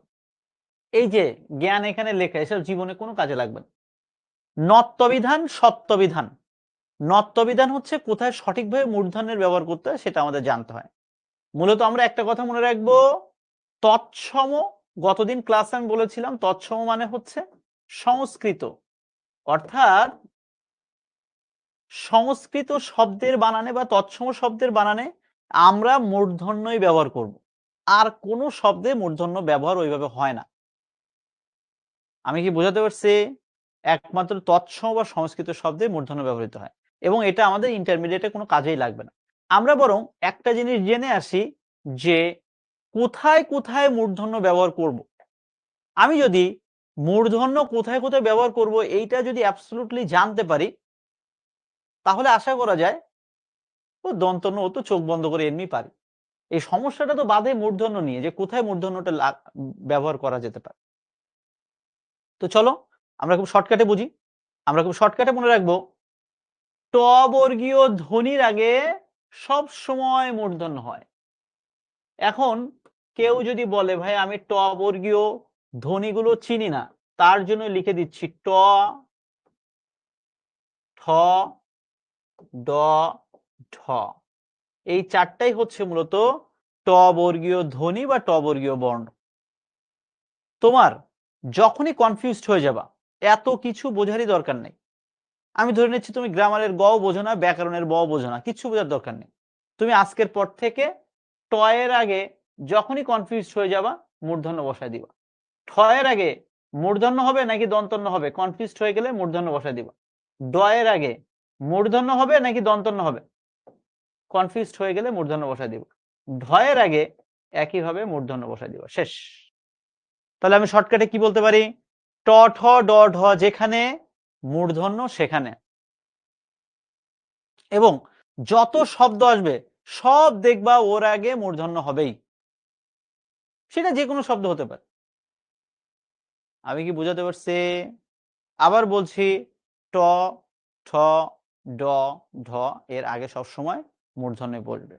এরপরে আমরা আরেকটা বিষয় মনে রাখবো, রি, র, মূর্ধন্য স এর পরে সব সময় মূর্ধন্য হয়। মনে রাখবা, রি, র, মূর্ধন্য, সরি রি, র, মূর্ধন্য স এর পরে সবসময় কি হয়, মূর্ধন্য হয়। মনে রাখবা, ঠিক আছে? আরেকটা কথা একটু মনে রাখবো আমরা, এই র থেকে কিন্তু জন্ম হয়েছে রেফ। রেফের পরেও কিন্তু মূর্ধন্য হয়। কিভাবে হয় আমরা একটু পরে দেখা দিচ্ছি। মনে রাখবো, র এর একটি অনুবর্ণ হচ্ছে রেফ। র এর পরে যদি মূর্ধন্য হয় তাহলে রেফের পরেও মূর্ধন্য হবে। মনে থাকবে? Thank you.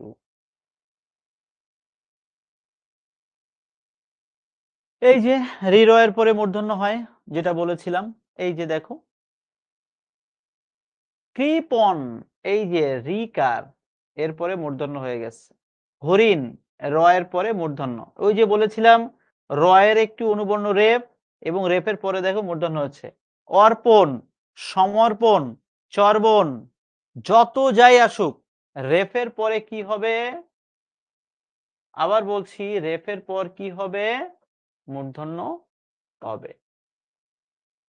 ঠিক আছে? Thank you.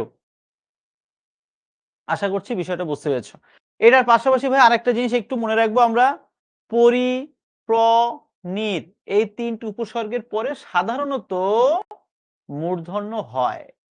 পরিণতি, পরিণয়, দেখো এরপরে সবসময় মূর্ধন্য হয়। নির্ণয়, নির উপসর্গের পরে মূর্ধন্য হয়েছে। প্রণয়, প্রণাম, সমস্ত শেষে মূর্ধন্য হয়েছে। তাহলে দেখো ভাই উপসর্গ কিন্তু অনেক। এসএসসিতে তোমরা পড়ে এসেছো উপসর্গ, তোমরা জানো যে তৎসম উপসর্গ 20টা, বাংলা উপসর্গ 21টা, বিদেশি উপসর্গ অনেক। কিন্তু তুমি জাস্ট এই 3টে উপসর্গ একটু মনে রাখবা। পরি, প্র, নির যেখানে মূর্ধন্য সেখানে। ক্লিয়ার?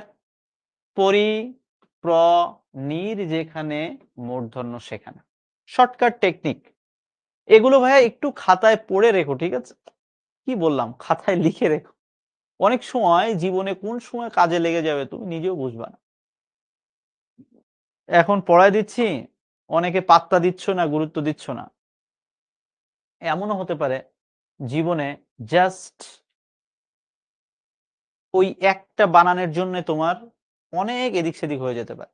এই যেমন এই স্লাইডে এই যে শব্দগুলো দেখতে পাচ্ছ, এখন ছোট মানুষ বুঝবা না, দুদিন পরে যখন বিসিএস পরীক্ষা দিতে যাবা এটা মনে করে রেখো। এই নির্নিমেষ এই বানানটা বিসিএস পরীক্ষা যে কতবার আসছে ইউ ক্যান্ট ইমাজিন। নির্নিমেষ অনেকবার পরীক্ষায় প্রশ্ন আসছে।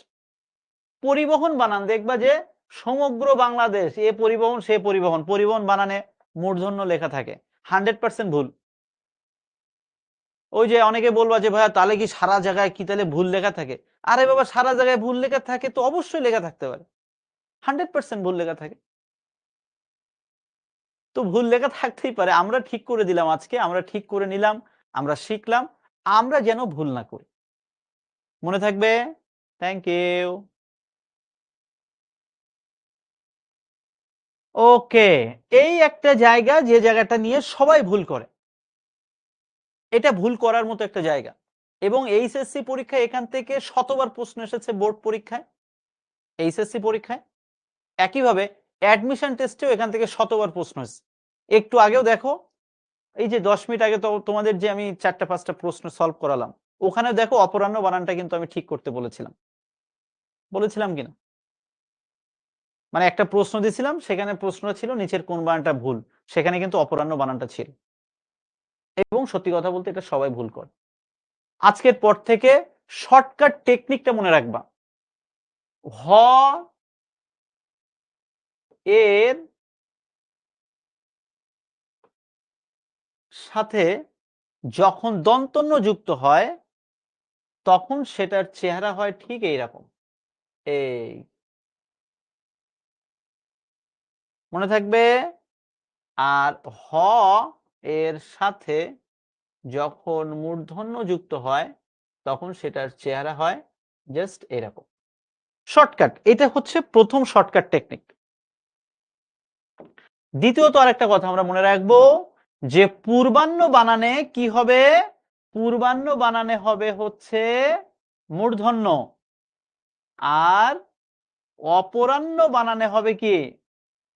মূর্ধন্য। আর মধ্যাহ্ন এবং সায়াহ্ন বানানে হবে হচ্ছে দন্তন্য। বোঝাতে পারছে? এখানে বোঝাবুঝির কিছু নাই, শর্টকাটে মনে রাখবা, হয়ের নিচে মূর্ধন্য হয় আর হয়ের ঠিক মাঝে দন্তন্য হয়। এই যে দেখো, হয়ের মাঝখানে দন্তন্য আর হয়ের নিচে মূর্ধন্য। মনে থাকবে এই বানানটা কিন্তু এইচএসসি পরীক্ষায় বিগত 10 বছরে প্রায় 20 থেকে 50 বার আসছে। একইভাবে অ্যাডমিশন টেস্টও কিন্তু আসে। আমি শর্টকাটে লিখে দিলাম এবং দেখো শর্টকাট টিকটি হয়ের পেটে যা দেখা যায় তাই হচ্ছে দন্তন্য। এই যে দেখো, হয়ের ঠিক পেটে অর্থাৎ ঠিক মাঝখান বরাবর, আর হয়ের নিচে যেটা সেটাই হচ্ছে মূর্ধন্য। শেষ। পরীক্ষায় যদি প্রশ্ন কঠিন হয়, পরীক্ষায় প্রশ্ন কঠিন হলে কি হয় জানো? এই সাহান্য বানানটা দিয়ে বলবে এই সাহান্য বানানে যুক্ত বর্ণের মধ্যে কি কি রয়েছে। প্রশ্ন যদি কঠিন হয় তখন তোমাকে উত্তর করতে হবে, আরে এটা তো আমি জানি, এর মধ্যে যে যুক্ত বর্ণটা রয়েছে সেটা হচ্ছে এইটা, হ আর দন্তন্য। তাহলে কনসেপ্টটা ক্লিয়ার হচ্ছে কিনা? Thank you. একেবারে সহজ বিষয়, এটা তোমাদের কাজে লাগবে না, এটা 9-10 এর ব্যাকরণ বই থেকে আমি দিয়েছি যে এমন কিছু শব্দ রয়েছে যে শব্দের সবসময় মূর্ধন্য হবেই। তারপরেও তোমরা শব্দগুলো একটু স্লাইড থেকে দেখে নেও। অ্যাডমিশন টেস্টের সময় এইটা 9-10 এর যে ব্যাকরণ বইটা রয়েছে, অর্থাৎ পুরনো এডিশনের যে বইটা রয়েছে, আমি তোমাদেরকে রিকোয়েস্ট করব পুরনো এডিশনের বই থেকে এই শব্দগুলো সুন্দর করে পড়ে নিবা। এখান থেকে অনেকবার পরীক্ষায় প্রশ্ন এসেছে। Thank you. এবার তাহলে চলো আমরা নত্যবিধানের বিষয়গুলো তো দেখলাম, এটা কাজে লাগবে না তোমাদের, এটা আজকে আলোচনা করে দিয়েছি। এবার তাহলে চলো সত্যবিধান। সত্যবিধানটা কি? ওই যে ক্লাসের এক ফাঁকে বললাম যে আমরা জানিই না যে কোথায় মূর্ধন্যস্ব ব্যবহার করব, কোথায় তালব্যস্য ব্যবহার করব, কোথায় দন্তস্ব ব্যবহার করব, এটা আসলেই আমরা জানি না। আর জানি না বিধায় আমরা জাস্ট চোখ নাক কান বন্ধ করে কি বলি, আরে এক জায়গায় একটা ব্যবহার করলেই হয়। তো আজকের ক্লাস থেকে যেন আমরা এটা, ক্লাস শেষে যেন এটা না বলি, এটা যেন আমাদের মাথায় থাকে।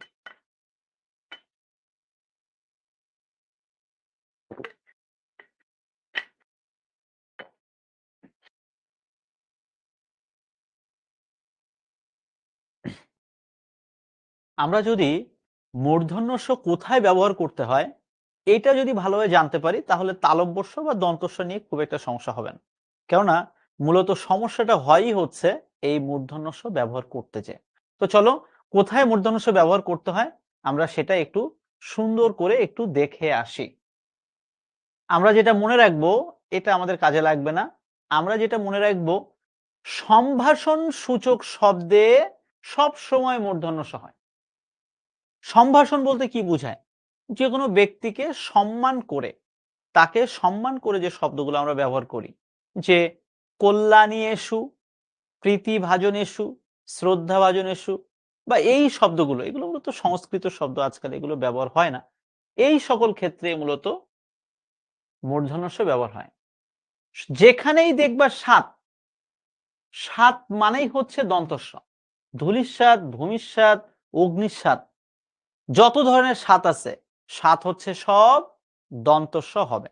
কোথাও আমরা মূর্ধন্যস্ব ব্যবহার করব না। আমি কি বোঝাতে পারলাম? Thank you. এরপরে যেটা আমাদের খুব গুরুত্বপূর্ণ একটা নিয়ম, এটা খুব সুন্দর করে মাথায় ঢুকায় রাখো। এই যে তুমি আমি দৈনন্দিন জীবনে এত শব্দ ব্যবহার করছি, এই শব্দগুলো সবগুলো কি বাংলা ভাষার শব্দ? একেবারেই না। বাংলা ভাষায় পৃথিবীর বিভিন্ন দেশের বিভিন্ন ভাষা এসে একটা শক্তিশালী জায়গা করে নিয়েছে। সেটা হতে পারে আরবি ভাষা থেকে আগত শব্দ, হতে পারে ফার্সি থেকে, হতে পারে হিন্দি থেকে, হতে পারে পর্তুগিজ থেকে, যে কোনো জায়গা থেকে বা যে কোনো ভাষা থেকে শত শত শব্দ এসে বাংলা ভাষাকে সে সমৃদ্ধ করেছে। It's true. আজকে আমরা যে কথাটা মনে রাখবো সেটা হচ্ছে, কোন বিদেশি ভাষা থেকে আগত শব্দে, আবার বলছি, কোন বিদেশি ভাষা থেকে আগত শব্দে মূর্ধন্যস্ব হবে না। তাহলে কি হবে? হয় তালব্যস্য হবে অথবা দন্তস্ব হবে। আবার বলছি, বিদেশি কোনো ভাষা থেকে আগত শব্দ, যেমন আরবি শব্দ নকশা, এই যে মূর্ধন্যস্ব হবে না। ফসল মূর্ধন্যস্ব হবে না, দন্তস্ব হবে, এখানে তালব্যস্য হবে। কমিশন তালব্যস্য, মেশিন তালব্যস্য, চশমা কোষ। এখানে অল্প কয়েকটা এক্সাম্পল দিয়ে দেখালাম, জাস্ট এটা মাথায় রাখবা। কোনো বিদেশি ভাষা থেকে আগত শব্দে মূর্ধন্যস্ব হবে না। কি হবে? তালব্যস্য অথবা দন্তস্ব। খুবই ইম্পর্টেন্ট একটা নিয়ম, মোস্ট ইম্পর্টেন্ট নিয়ম। এখান থেকে ভার্সিটি অ্যাডমিশন টেস্টে অনেকবার প্রশ্ন এসেছে। ইংরেজি শব্দ থেকে যে শব্দগুলো বাংলা ভাষায় এসেছে, স্টেশন, ভুল লেখে সবাই, আমরা আজকের পর থেকে ভুল লিখব না। ফটোস্ট্যাট, স্টেশন, স্ট্রিট, সবাই মূর্ধন্য ষ লেখে, আমরা লিখব না, আমরা লিখব দন্তস্ব। যেমন ইংরেজি ভাষার ক্ষেত্রে আমরা দন্ত শয় টয় লিখবো, এখন থেকে মূর্ধন্য ষ লিখবো না। Stern, store, steel, test, street, photostat, station, যা যা দেশে আসে সব হবে দন্তস্ব। আমি কি বোঝাতে পেরেছি? Thank you. এবং আমরা মনে রাখবো এমন কিছু শব্দ রয়েছে যে শব্দগুলোতে সব সময় জন্মগতভাবে মূর্ধন্য ষ হবে, যেগুলোকে আমরা বলি স্বভাবতই মূর্ধন্য ষ হয়। তোমরা জাস্ট একটু কষ্ট করে একবার চোখ বোলাও শব্দগুলো, আশা করছি এগুলো তোমাদের জানা আছে, জানা না থাকলে আর একবার দেখে নাও। আমরা কিন্তু খুব গুরুত্বপূর্ণ একটা নিয়ম দেখলাম যে বিদেশি ভাষা থেকে আগত শব্দে কখনোই মূর্ধন্য ষ হয় না। ওকে, সো আমার মনে হয় আমরা বুঝতে পেরেছি। আর আমি একটা শর্টকাট টেকনিক একটু শিখাই দিচ্ছি এখান থেকে। শর্টকাট টেকনিকটা ঠিক মূর্ধন্য এর মতো মনে রাখবা। ট, ঠ, ড, ঢ এর আগে যখনই তুমি কনফিউজড হয়ে যাবা মূর্ধন্য ষ হবে না তালব্য ষ হবে নাকি দন্তস্ব হবে, চোখ বন্ধ করে এখানে মূর্ধন্য ষ হবে। অর্থাৎ ট বর্গীয় ধ্বনির আগে সবসময় মূর্ধন্য ষ হয়। একইভাবে ট বর্গীয় ধ্বনির আগে মূর্ধন্য হয়। ঠিক আছে? কষ্ট, কাষ্ঠ সবগুলো মূর্ধন্য ষ। আমি কি বোঝাতে পেরেছি? Thank you. ওকে, তো চলো ভাইয়া, তাহলে আমরা দেখতে দেখতে মোটামুটি ভাবে বাংলা বানানের বেশ কিছু নিয়ম একটু দেখলাম। আমার মনে হয় বাংলা বানানের যে নিয়মগুলো আমরা এই দুইটা ক্লাসে সলভ করলাম, এর বেশি কিছু আর পড়ার দরকার নাই। এইটুকুই যথেষ্ট। জাস্ট এটা মাথায় যদি রাখতে পারো। আর একটা সত্যি কথা বলি, একেবারে অ্যাবসলিউট ট্রু, নিয়ম পড়ে কখনোই পরীক্ষার হলে যেয়ে পারফর্ম করা যায় না। ওই নিয়মগুলো পড়ে ওই এক্সাম্পল গুলো মস্তিষ্কে ধারণ করতে হয়, বুঝতে হয়, জানতে হয় যে জিবি বানানের শেষে দুটোই দীর্ঘইকার হবে। এই নিয়মটা আমি কেন মুখস্থ করতে যাবো রে ভাই? বরং আমি মুখস্থ না করে আমার যদি শব্দটা মনে থাকে, পেশাজীবী, শ্রমজীবী, আইনজীবী, বুদ্ধিজীবী সব দীর্ঘইকার, সহজে পারা যায়। তো যাই হোক, আমি আশা করছি আমরা খ নাম্বার প্রশ্নটায়, অর্থাৎ বোর্ড পরীক্ষায় খ নাম্বার প্রশ্নটা উত্তর করব। তবে আমি আজকের ক্লাসের একেবারে শেষে ২-৩টা প্রশ্ন তোমাদের দেখাচ্ছি যে বানান থেকে বর্ণনামূলক বা লিখিত যে প্রশ্নগুলো এ যাবৎকাল বোর্ড পরীক্ষায় সবচেয়ে বেশি এসেছে, তেমন একটা প্রশ্ন হচ্ছে এরকম যে বাংলা একাডেমির প্রমিত বাংলা বানানের ৫টি নিয়ম উদাহরণ সহ লেখো। তাহলে প্রমিত বাংলা বানানের ৫টি নিয়ম, দেখো কতগুলো বোর্ড পরীক্ষা এসেছে, দেখছো?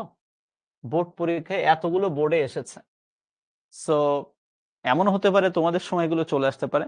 এবং খেয়াল করে দেখো তো ভাইয়া, এগুলো কিন্তু আমরা কম বেশি সবই পড়েছি গত ২টা ক্লাস। কোনো না কোনো ভাবে আমরা ক্লাসে এগুলো পড়েছি। সো যেহেতু পড়েছি, আমরা তাহলে পরীক্ষার হলে চেষ্টা করব এগুলো ঠিক এইভাবে লেখা। এই যেমন দেখো, যেমন দিয়ে কতগুলো এক্সাম্পল দেওয়া আছে, এতগুলো যদি তুমি নাও দাও কোনো সমস্যা নেই, অন্তত পক্ষে ২-৪টা এক্সাম্পল তো তোমাকে দিতে হবে। একইভাবে দেখো আরেকটা প্রশ্ন, বাংলা একাডেমি প্রমিত বাংলা বানানের নিয়ম অনুসারে তৎসম শব্দের বানানের ৫টি নিয়ম লেখো। দেখো তো ভাইয়া, তৎসম শব্দের বানানের এই ৫টা নিয়ম আমরা কোনো না কোনো ভাবে ক্লাসে পড়েছি কিনা? আমরা কিন্তু কম বেশি এগুলো পড়েছি, জাস্ট আমি তোমাদেরকে পড়িয়েছি। হয়তোবা এটা সরাসরি বইয়ের কথা, বইয়ের মতো করে আমি পড়াইনি, কিন্তু বইয়ের সাথে লাইন বাই লাইন আমি পড়াইনি, কিন্তু দেখো ভাইয়া আমি কিন্তু মূল জিনিসগুলো সব বুঝাই দিয়েছি। দেখো তো আজকে ক্লাসে শুরু করছি বলছিলে শব্দের শেষে বিসর্গ থাকবে না, রেফের পরে ব্যঞ্জন বর্ণের দ্বিত্ব হবে না। এগুলো একটু মনে করে দেখো, আমরা কিন্তু প্রথম ক্লাসে সব আলোচনা করেছি। করছি কিনা? অবশ্যই করেছি। তাহলে পরীক্ষায় যদি প্রশ্ন আসে, যদি নিয়ম থেকে প্রশ্ন হয়, আমি উত্তর করতে পারবো। আবার এই নিয়মগুলো যদি আমার ভালোভাবে জানা থাকে, আমি খুব সহজে স্বাভাবিকভাবে বাংলা বানানগুলো সঠিক করে চলে আসতে পারো। তাহলে এবার চলো বাংলা বানান থেকে আসা কিছু প্রশ্ন আমরা একটু সলভ করি। চলো আমরা একটু কমেন্ট বক্সটা একটু অন করে দিচ্ছি এবং তোমরা দয়া করে এই কিছু প্রশ্ন আমি দিচ্ছি, এই প্রশ্নগুলো একটু উত্তর করো। তোমাদের জন্য প্রথম প্রশ্ন, নিচের কোন শব্দটি শুদ্ধ? ষান্মাসিক বানান কোনটা ঠিক হবে? একটু কাইন্ডলি লেখো তো। লেখো মানে একটু কমেন্ট বক্সে কমেন্ট করে জানাও।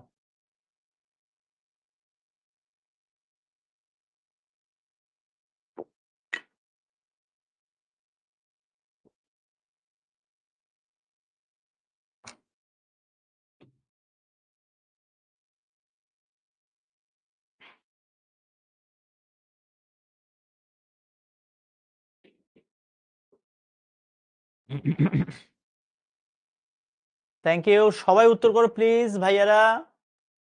উত্তর না হলেও কিচ্ছু যায় আসে না, তুমি অ্যাটলিস্ট ট্রাই করো। আমি কি একবারও বলছি যে তোমার উত্তর হতেই হবে?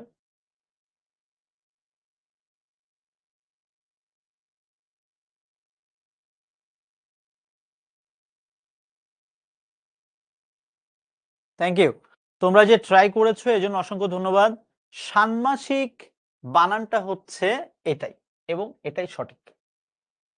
মনে থাকবে, ষান্মাসিক শব্দের অর্থ কি অনেকে বলতে পারো? ষান্মাসিক শব্দের অর্থ হচ্ছে একটা বছরে যে প্রথম 6 মাস বা যে কোনো 6 মাসকে সাধারণত সংস্কৃত ভাষায় বলা হয় ষান্মাসিক। মনে থাকবে, মানে 6 মাস। Thank you. পরবর্তী প্রশ্ন, মূর্ধন্য এর উচ্চারণগত বানান কোনটি? এই প্রশ্নটা বিসিএস পরীক্ষা এসেছে, 37 বিসিএস। তুমি ইন্টারমিডিয়েটে যেটা পড়ে যাচ্ছ অ্যাডমিশনেও লাগতেছে, বিসিএস এও কাজে লাগছে। এটা অনেকেই জানে না, বিসিএস পরীক্ষার প্রশ্নটা আসছে।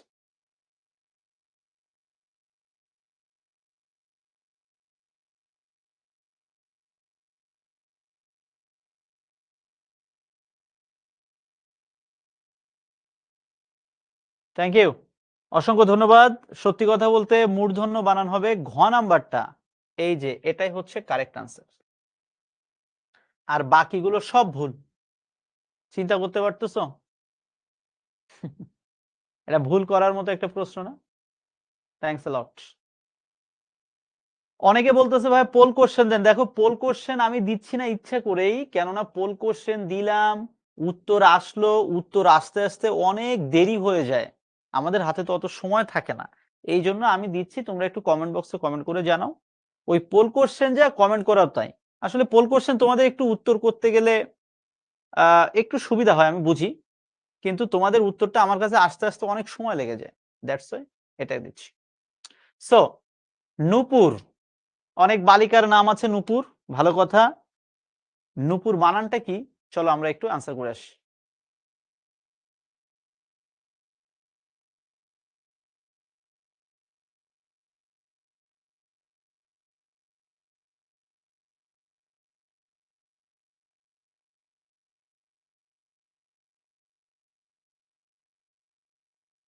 অসংখ্য ধন্যবাদ উত্তর করার জন্য। আসলে নূপুর বানান হবে এটাই, প্রথমটা দীর্ঘকার, পরেরটা রস্যকার, নূপুর। মনে থাকবে। Thank you. আমি জানি তোমরা অনেকে এটা ভুল করেছো, আমি ঠিক করে দিলাম, আশা করছি আর ভুল হবে না। পরবর্তী প্রশ্ন, এটা লাগবে না, এটা জীবনে কোনো কাজে লাগবে না, শৈরিনী বানান এটা।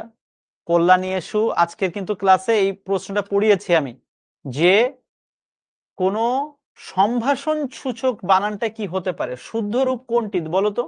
একটু আগে 5 মিনিট আগে কিন্তু এটা পড়ে আসছে।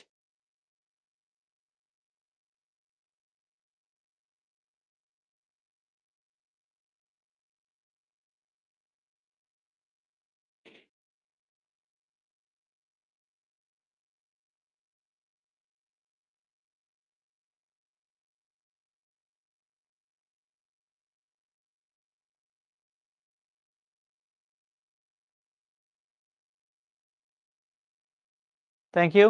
আজকের ক্লাসে এটা আলোচনা হয়েছিল, আশা করছি তোমরা বুঝতে পারবা শুদ্ধ রূপ কোনটি। আমার মনে হচ্ছে আহ এখানে যে অপশনটা দেওয়া হয়েছে এটা ভুল। এবং কেন ভুল সেটা আমরা আরেকবার আমাদের স্লাইডে কি ছিল এটা আরেকবার আমরা একটু দেখে আসি। দেখে আসলে আশা করছি আমরা পারবো। আমি আরেকবার তোমাদের চোখের সামনে আঙুল দিয়ে দেখিয়ে দিচ্ছি। কি বলেছিলাম আমরা স্লাইডে? এই যে সম্ভাষণ সূচক শব্দে একারের পরে মূর্ধন্য ষ হয়। কল্যাণী এসু। সত্যি কিনা? দেখো এখানে যে বানানগুলো আমরা দেখলাম প্রত্যেকটা বানানে কোনো না কোনো ভাবে কিন্তু ভুল ছিল। তো এই ভুলটা ছিল এবং আমরা কিন্তু নিজেরা সেটা ভুলটা ঠিক করলাম। উত্তর দিয়েছে এটা, আমরা উত্তরটা নিচ্ছি না। তাহলে এখানে বলা যায় সবগুলোই ভুল। এটাও ভুল, এটাও ভুল, এটাও। এখন তুমি আমাকে বলতে পারো যে ভাইয়া ভুল তাহলে কেন দিলেন? ইচ্ছা করে ভুল দিয়েছি যাতে করে তোমার ব্রেনে একটু কাজ করে। 5 মিনিট আগে বুঝায় আসলাম, তাহলে এখন কেন তোমার ব্রেনে সিগন্যাল দিল না? এবং আমি জানি তোমরা অনেকেই উত্তর করেছো কিন্তু আসলে এটা সঠিক উত্তর নাই। Thank you.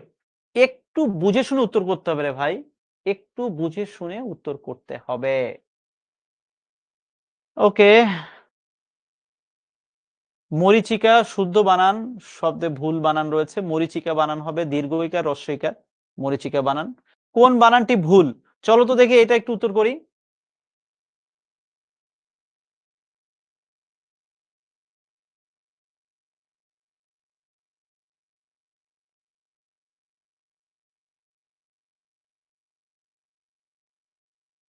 আমরা মনে রাখবো এখানে ভুল বানান হচ্ছে সহযোগিতা।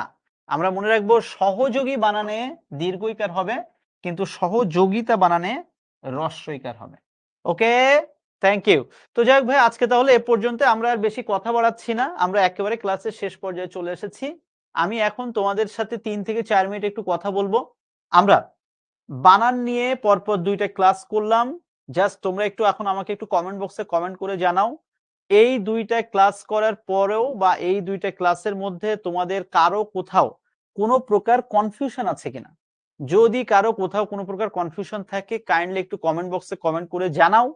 আর যদি কনফিউশন নাও থাকে আমি ফ্রাঙ্কলি তোমাদের যেটা বলবো অনেস্টলি, বানানের তো 2টা ক্লাস করলে এখন তোমাদের উচিত হবে তোমাদের যার কাছে যে অস্ত্র রয়েছে, অস্ত্র মিন্স যার কাছে যে বই রয়েছে, তোমাদের উচিত হবে এই বই থেকে এই টপিকটা সুন্দর করে ফার্স্ট টু লাস্ট পড়ে জাস্ট বিগত 3-4 বছরে বা 5 থেকে 7 বছরের যে বোর্ডের প্রশ্নগুলো রয়েছে জাস্ট বোর্ডের প্রশ্নগুলো একটু সলভ করে ফেলো।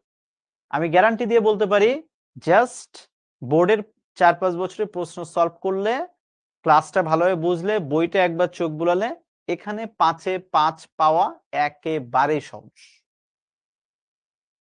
আমি কি বোঝাতে পারছি? Thank you. কারো কোথাও যদি সমস্যা থাকে একটু ফ্র্যাঙ্কলি বলতে পারো। একজন বলছে যে স্বতঃস্ফূর্ত বানানটা কি? স্বতঃস্ফূর্ত বানান হচ্ছে ঠিক এরকম, স্বতঃস্ফূর্ত। এই এক এক বই এক এক বানান লেখা থাকতে পারে বাট আমি এটা লিখে দিয়েছি, এটাই কারেক্ট।